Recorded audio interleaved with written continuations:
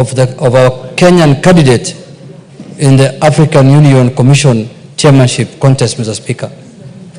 Mr. Speaker, the president of this country and his government has done everything possible to campaign, to lobby, and to do everything possible to make sure that we win in this contest, Mr. Speaker.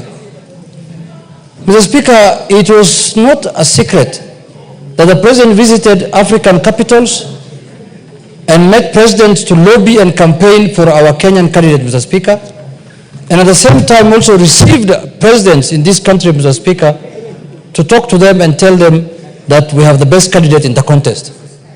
Mr. Speaker, we will not forget that. As a party, ODM party, as people, Mr. Speaker, we will remind everyone who wants to forget that the president campaigned and lobbied for our candidate, Mr. Speaker.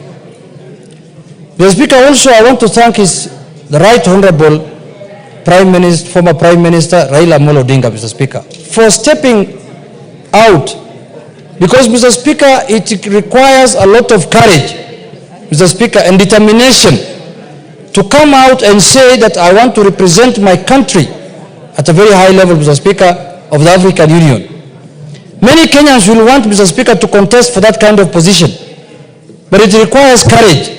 It requires somebody who has the stamina, Mr. Speaker, to show and to come out and say that I want to run for this, Mr. Speaker. Mr. Speaker, this country could not have a better candidate than him, because his credentials are known, Mr. Speaker.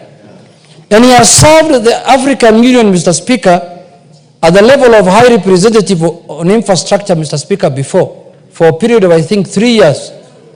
And he had performed exemplarily very well. He had done a good job. And, Mr. Speaker, he had all the credentials as a Pan-Africanist to contest for that high office, Mr. Speaker. Mr. Speaker, in an election contest, there must be a winner and there must be a loser. And you can also go on a draw. Mr. Speaker, it is not easy to raise the confidence of over 20 presidents of a country, Mr. Speaker. You have seen the first round, he got 22 votes. Those are 22 countries that have faith and confidence in the candidature of Honorable Raila Odinga, Mr. Speaker. Many of us, if we were to contest, we might not even get 2 presidents or 3, Mr. Speaker, or even one vote of a president, Mr. Speaker. But he could manage to raise those numbers because he's a Pan-Africanist, he's known in this continent, and he has done and participated in many things affecting this country, Mr. Speaker, in solving them. Mr. Speaker, the election went as it went. Even when he was going for the election, his last speech at Bomas of Kenya, in a conference that was held by the ODM party, he said he'll be very happy if he wins, and in the event he loses, he has a home to come back to, and life continues as usual, and he will do his things, his business, and other things that he normally does. But, Mr. Speaker, what has shocked me as a Kenyan, Mr. Speaker, and up to now I am still in shock, is not the loss that we had in Addis Ababa. Mr. Speaker, what has shocked me is that the celebration that happened in some parts of our country after we lost that election, Mr. Speaker. This was not a Kenyan contest, Mr. Speaker.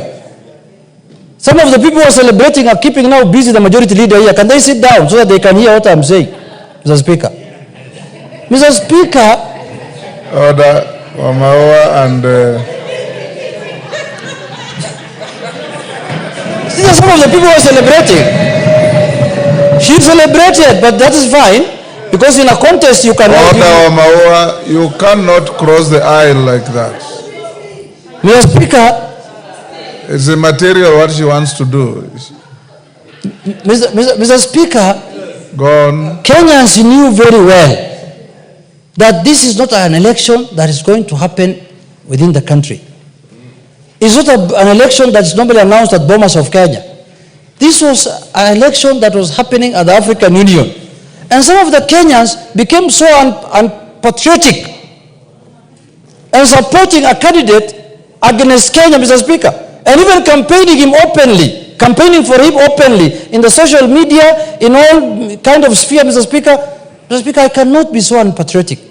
If today a Kenyan of any color, any race,